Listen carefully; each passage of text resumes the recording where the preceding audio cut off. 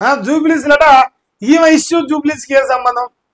తండ్రి బిడ్డ అన్న కొట్టుకోవడం వల్ల జూబ్లీస్ ఓ పథకం రాకుండా, ఓ డెవలప్మెంట్ కాకుండా, ఓ రూపాయి ఆగిందా? ఇలా పంచాయతీకి మనకి ఏం సంబంధం?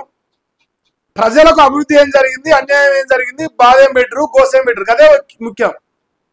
ఇప్పుడు ఈమె వల్ల, వీళ్ళ అన్న వల్ల కానీ, వీళ్ళ నాయన వల్ల కానీ జూబ్లీస్ ప్రజలకైతే నష్టం అయితే లేదుగా.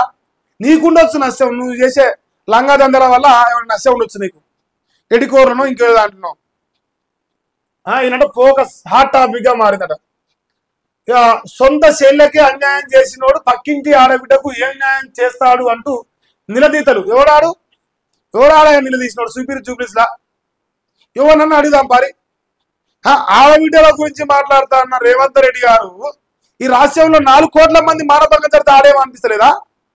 4 కోట్ల మంది మహిళలుంటే, సారీ రాష్ట్ర ప్రజలుంటే అందులో దాదాపుగా 50% పైన 2 కోట్ల పైన మహిళలు ఉన్నారు ఈ రాష్ట్రంలో. మరి వాళ్ళందరూ ఓటేసిన కాంగ్రెస్ పార్టీ అధికారంలోకి వచ్చింది.